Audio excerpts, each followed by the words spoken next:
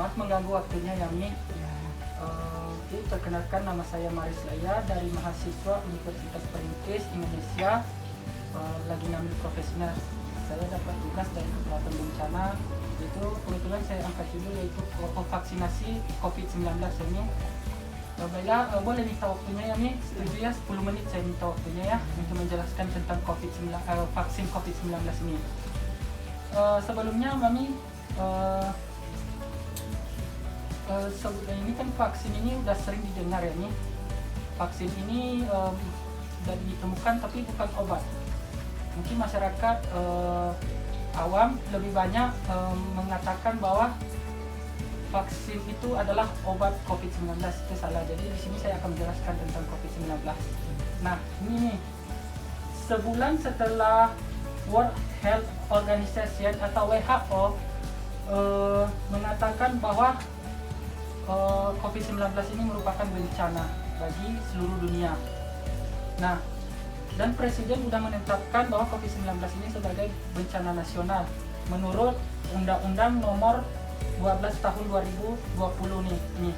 Jadi COVID-19 ini dibilang juga merupakan bencana, tetapi bencananya berupa bencana non alam.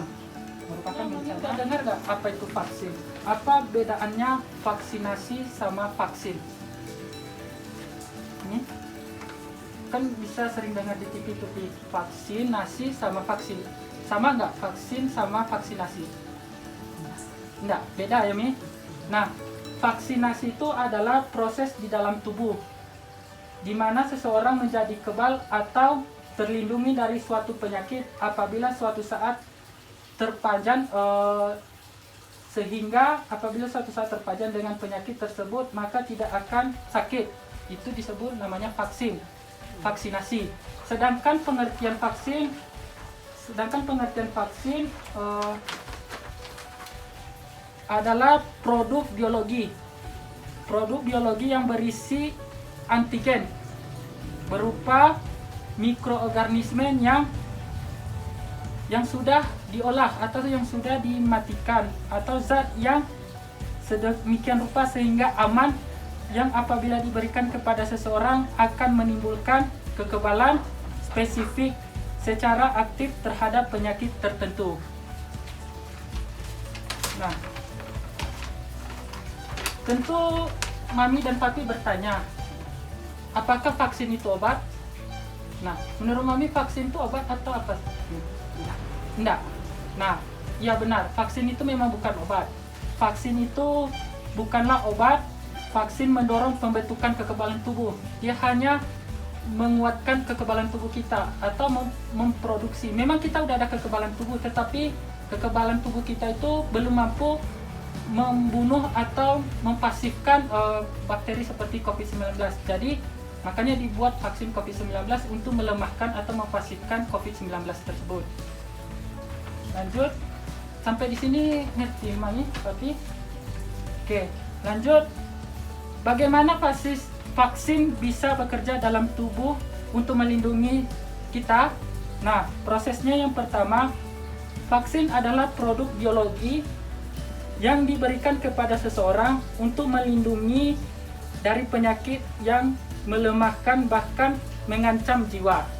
Yang kedua prosesnya, vaksin akan merangsang pembentukan kekebalan terhadap penyakit tertentu pada tubuh seseorang.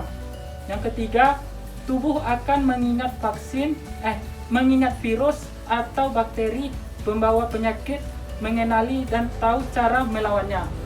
Jadi ketika kita disuntik vaksin, dimasukin Mami, nah, kita itu udah diapakan, tahu dia mengenali, oh ini virus COVID-19.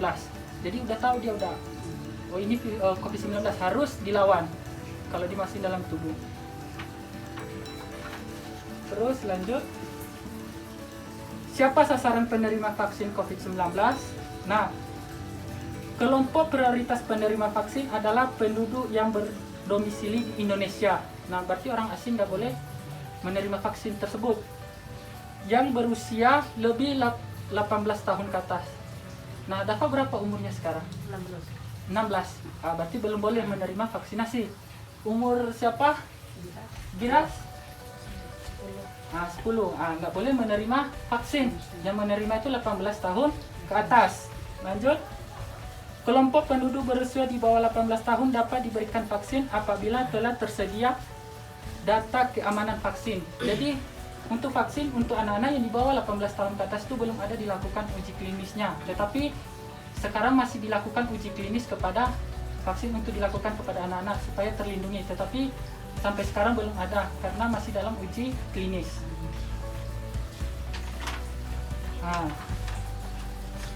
Nah, tahapan vaksin COVID-19 yaitu gelombang pertama, ada 2 gelombang ini. Gelombang pertama yaitu bulan Januari April 2021 dan gelombang kedua April 2021 sampai Maret 2022. Berarti ini masih gelombang kedua yang kita di sini kan bulan Maret nih. Nah, dari bulan Januari kemarin sasarannya itu 1,3 juta tenaga kesehatan. Berarti yang dilakukan uji klinis itu kepada tenaga kesehatan terlebih dahulu. Kenapa tenaga kesehatan? Supaya masyarakat lebih percaya bahwa vaksin ini aman. Biar nggak sembarangan. Nanti kalau orang awam, oh kenapa tenaga kesehatan nggak ada di vaksin duluan? Maka akan timbul kecurigaan. Nah, sasaran kedua yaitu petugas publik. 17,4 juta. Baik itu petugas PNS atau apa, Polri. Sasarannya sebanyak 17,4 juta. Habis itu lansia. Nah, sasarannya 21,5 juta. Sasarannya lansia.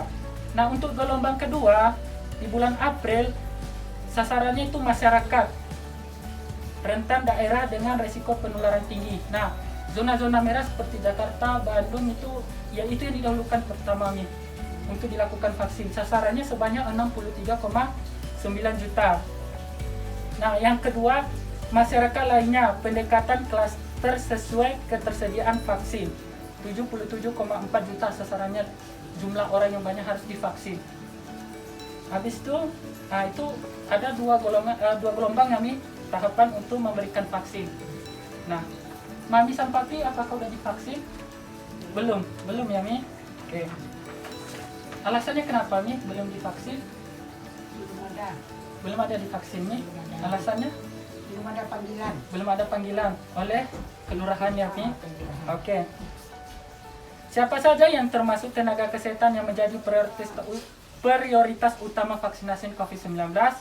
Yang pertama itu dokter, perawat, bidan, tenaga kesehatan lainnya, asisten tenaga kesehatan, tenaga penunjang, koas, dan sebagainya, atau SDMK. Nah, kenapa harus tenaga kesehatan terlebih dahulu nih? Biar stigma masyarakat ini tidak negatif terhadap vaksin. Jadi vaksin ini aman bagi tubuh. Kenapa Maris bilang aman nih? Karena sudah dilakukan uji klinis. Bukan kita yang pertama yang melakukan uji klinis vaksinasi, tetapi negara-negara lain sudah coba melakukan vaksinasi. Jadi stigma-stigma negatif itu kita harus hilangkan tentang vaksinasi ya. Dan lanjut. Nah, di mana tempat pelayanan vaksinasi COVID-19 nih? Nah, ada 4 tempat. Yang pertama itu puskesmas atau puskesmas pembantu. Misalnya kalau kita puskesmas Bule Banca ini. Nah, habis itu klinik yang terdekat di sekitar sini. Yang kedua, rumah sakit. Yang keempat, unit pelayanan kesehatan di kantor kesehatan atau pelabuhan. Nah, ada 4 tempat ya Mi. Nah, sampai sini ada paham Mi? Lanjut Mi. Oke. Nah, siapa yang melakukan vaksinasi COVID-19? Siapa yang akan melakukan? Nah, yang melakukan itu ada juga 3 orang. Yang pertama itu dokter yang melakukan menyuntikkan vaksin itu dokter, perawat, atau bidan yang memiliki kompetensi. Jadi orang-orang yang sudah melakukan vaksin untuk menyuntik vaksin itu orang yang sudah memiliki kompetensi atau keahlian. Jadi kita nggak perlu khawatir ya Mi. Oke, lanjut. Siapa saja yang boleh dan tidak boleh divaksinasi nih? Nah, yang boleh divaksinasi tentu orang sehat dan yang di atas umur 18 tahun ke atas. Nah, ada beberapa kriteria individu atau kelompok yang tidak boleh dilakukan vaksinasi. Yang pertama, orang yang sedang sakit Nah, yang kedua, memiliki penyakit penyerta, misalnya seperti penyakit hipertensi, nah itu, atau demam, penyerta nggak boleh dilakukan vaksinasi terlebih dahulu. Ditunggu sampai hipertensinya turun. Yang kedua, tidak sesuai usia. Maksudnya tidak sesuai, yang ketiga ini tidak sesuai usia, maksudnya misalnya 18 tahun ke atas, ke bawah, nggak boleh dilakukan vaksinasi.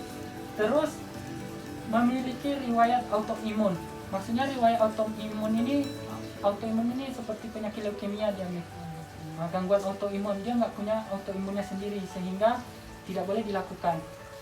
Habis itu penyintas COVID-19 atau penderita COVID-19 tidak boleh dilakukan vaksinasi. Wanita hamil dan menyusui. Nah, sasarannya kalau misalnya wanita hamil nggak boleh dilakukan vaksinasi, tunggu dia selesai melahirkan dan tunggu selesai menyusui baru boleh dilakukan vaksinasi.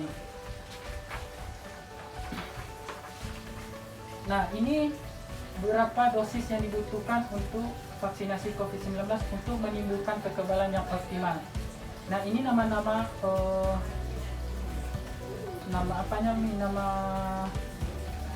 vaksinnya.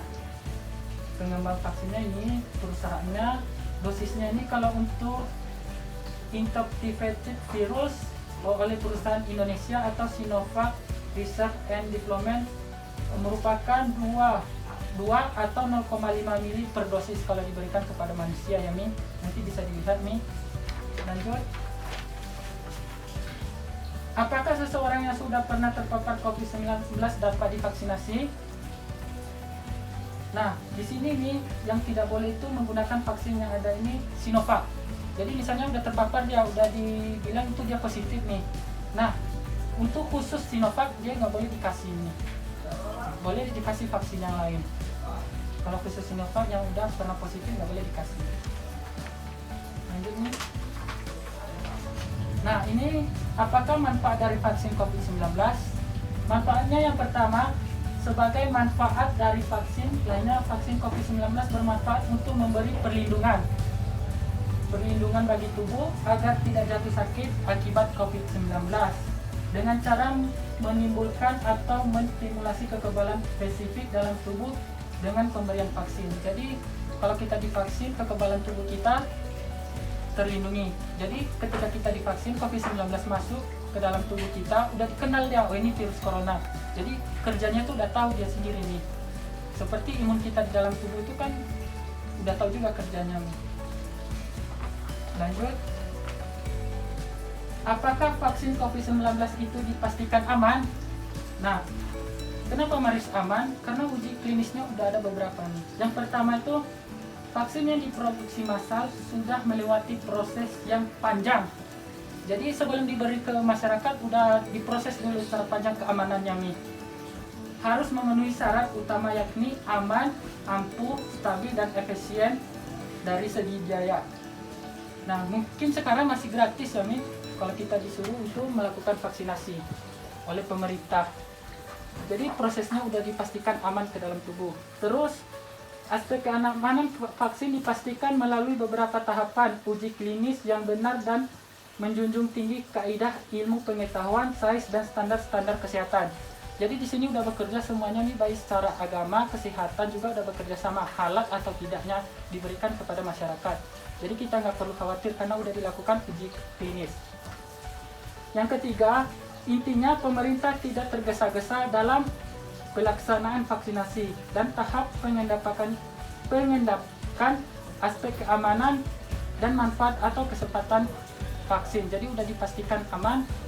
Terus pemerintah hanya menyediakan vaksin COVID-19 yang terbukti aman dan lolos uji klinis serta sudah mendapatkan emergency use of organization.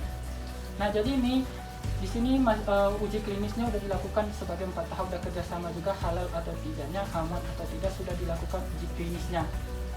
Jadi kita nggak perlu khawatir kalau divaksinasi, dan kita juga sudah melihat nih tenaga kesehatan seluruh di Indonesia sudah dilakukan vaksinasi karena tahapannya diwajibkan. Kan kita udah lihat di situ udah aman vaksinnya. Kita lihat tenaga kesehatan tidak ada yang sakit. Memang ada, tetapi itu kita lihat dulu sebelumnya dia punya penyakit penyerta atau tidak. Mungkin dia itu waktu disuntik mengalami sakit. Nah itu kita lihat penyakit penyertanya nih. Terus nah reaksi apa yang mungkin terjadi setelah divaksin COVID-19 ini, reaksinya nih pasti ada reaksinya, pasti ada efek sampingnya ketika kita dilakukan vaksin. Yang pertama itu reaksi lokal seperti nyeri, kemerahan, bengkak pada tempat suntikan. Nah, misalnya disuntik di sini akan terasa nyeri, kemerahan, bengkak. Nah, terus yang kedua, reaksi sistemis seperti demam. Memang ada itu namanya reaksi. Makanya setelah kita disuntik vaksin itu, kita ditunggu situ sekitar 30 menit, nggak boleh kemana-mana dulu. Nih, kita lihat dulu ada nggak reaksinya nih. Jadi udah diwaspadai, udah dijaga dulu. Setiap kali kita disuntik itu udah dipantau keamanannya. Habis itu reaksi lain seperti alergi. Nah mungkin masyarakat mungkin ada riwayat alergi vaksinasi, mungkin nggak boleh dikasih. Jadi tetap dipantau. Mungkin nanti kalau reaksi alergi itu mungkin ada setiap masyarakat pasti ada reaksi alerginya terhadap vaksin. Terus nih, apa yang bisa dilakukan pada reaksi ringan sistemik seperti demam dan malaise? Nah, petugas kesehatan dapat menganjurkan penerimaan vaksin untuk minum lebih banyak. Jadi ketika ada reaksi misalnya mau demam, kita wajib banyak minum air putih. Terus menggunakan pakaian yang nyaman, kompres atau mandi air hangat. Itu tindakan selanjutnya. Dan meminum obat paracetamol, obat demamnya. Itu udah dikasih, udah dipantau nanti ketika kita dilakukan vaksinasi. Tapi rata-rata lebih banyak yang sehat setelah divaksinasi, nggak ada nampak reaksinya. Nah di sini ada 7 vaksin yang diedarkan di Indonesia nih. Produk Indonesia sendiri ada nih, yaitu namanya vaksin Bio Farma. Vaksin yang diproduksi oleh PT Bio Farma atau Persero buatan Indonesia. Yang kedua yaitu AstraZeneca buatan Inggris. China National Pharmaceutical tentang vaksinasi sumbernya. Jadi sampai di sini nih, sebelum harus tutup ada yang Mami sama Papi tanyakan? Ada nih tentang vaksin? Kan ada di dalam TV. Ya Mi. Orang yang sudah divaksin itu ada yang meninggal. Ada yang meninggal ya Mi? Ya, apa sebabnya? Nah Mi. Apa memang ya? Ya mungkin itu beritanya mungkin ya ada. Tetapi nggak semuanya kan udah banyak diuji coba Mi. Itu kita lihat dari segi penyakit penyertanya Mi. Mungkin dia punya riwayat alergi terhadap vaksin tersebut. Terus mungkin ada penyakit penyerta lainnya seperti penyakit bawaan, biasanya hipertensi atau penyakit autoimun tadi bawaan penyertanya. Jadi itu kita harus perhatikan. Makanya sebelum kita divaksin itu Mami, kita harus pastikan dulu.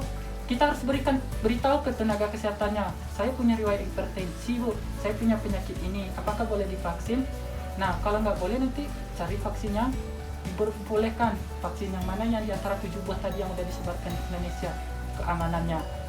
Nah kalau untuk yang meninggal mungkin itu sebagai kajian selanjutnya kepada pemerintah nih, bagaimana prosesnya. Oh ternyata vaksin ini jadi diuji klinis.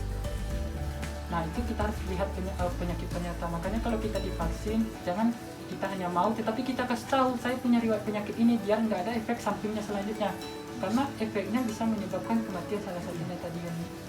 Nah ada lagi nih. Ada lagi vaksin yang kadaluarsa. Kadaluarsa. Dalam TV, di dalam berita ya Mi? Ya berita. Oke Mi, kalau kadaluarsa rasa Marius itu kurang tahu juga emang. Saya Marius nggak pernah dapat berita secara resmi. Mungkin di berita di TV mana tuh Mi? Ya, dalam TV ada TVRI, TV One. Oke, kadaluarsa. Mungkin kalau kadaluarsa atau apa ya Mi? Itu masih belum lah Mi. Soalnya produksi vaksin ini kan biasanya jangkanya kalau produksi obat itu setahun biasanya kedaluarsanya. Soalnya baru 2020 kan ini, atau beritanya hoax. Jadi kita dalam menggunakan media sosial kita harus perhatikan apakah benar-benar itu hoax atau fakta. Jadi kita harus bijak dalam menggunakan media sosial ini. Oke. Terus apa nih? Pak. Ada apa? Udah jelas? Nah, oke Mi. Mungkin. Jadi ketika kita melakukan vaksinasi tetap kita harus memberitahukan penyakit kita ini, jangan kita sekedar mau aja biar sehat, tapi kita harus perhatikan keamanan kita. Jadi pastikan juga bertanya sama tenaga kesehatannya. Coba lihat dulu apakah kedaluarsa vaksinnya atau tidak. Nah itu seperti Mami bilang tadi kan. Ya. Nah kebetulan mungkin itu vaksin yang sudah lama diproduksi atau apa, nggak tahu kita juga ya Mi. Nah kita juga harus waspada dan juga menggunakan media sosial kita harus perhatikan itu hoax atau tidak ya Mi. Oke, baiklah Mami, kalau tidak ada yang ingin ditanyakan lagi, mari tutup sampai sini tentang vaksinasi. Terima kasih atas waktunya ya Mi. Saya ucapkan terima kasih. Selamat siang.